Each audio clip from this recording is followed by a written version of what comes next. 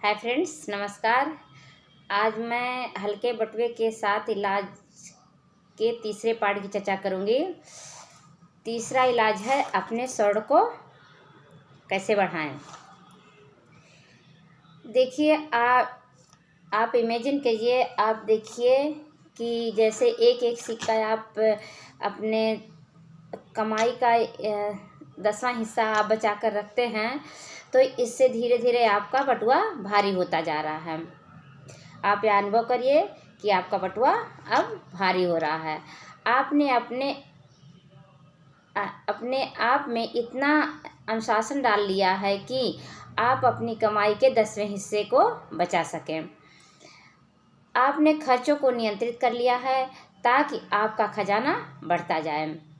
अब हम आपको बताएंगे अपने खजानों को कैसे काम पर लगाया जाए ताकि वह बढ़ता रहे। बटुए में रखा स्वर्ण दिल को खुश करता है और कंजूस को खुशी देता है, पर कुछ कमाता नहीं है। जो स्वर्ण आप अपनी कमाई से बचाते हैं वह तो सिर्फ शुरुआत है। इसकी कमाई से ही आप संपत्ति खड़ी करेंगे। अरकद ने ये तीसरे दिन क्लास में कही। फिर हम कैसे अपने स्वर्ण को काम पर डाल सकते हैं। मेरा पहला निवेश दुर्भाग्यशाली था, मैंने उसे खो दिया।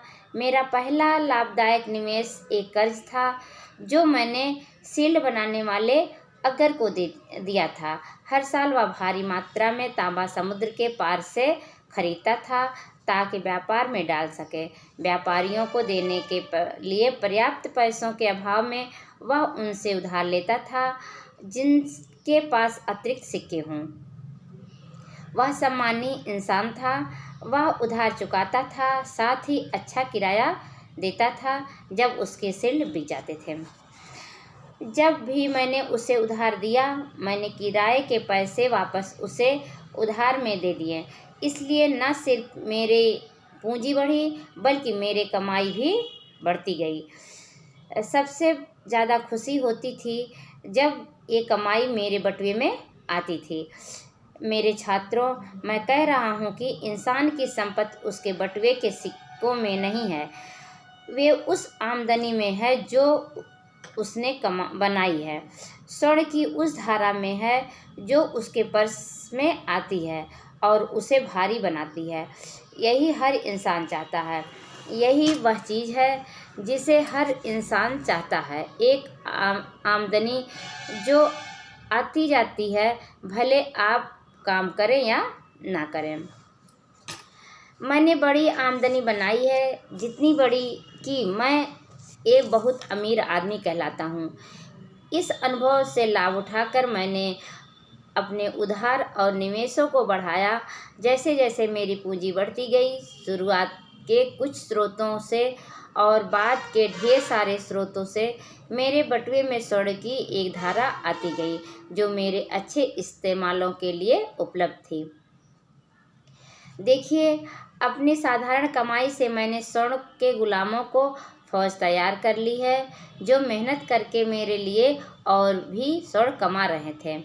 जैसे जैसे वे मेहनत करते गए, उनके बच्चे भी मेहनत करने लगे और उनके बच्चे भी मेहनत करने लगे, जब तक मेरी आमदनी काफ़ी बड़ी नहीं हो गई। इस आमदनी से स्वर्ण तेज़ी से बढ़ता गया, जैसा आप इस उदाहरण में देखेंगे।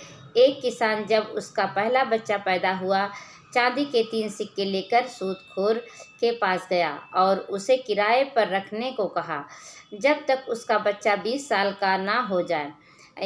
यह काम सूदखोर ने किया। उसने कहा कि हर 4 साल का किराया इसका चौथाई मूल्य होगा। किसान ने कहा कि चूँकि ये पैसा उसने अपने बच्चे के लिए रख छोड़ा था, इसलिए किराए को मूल रकम में जोड़ दिया जाए।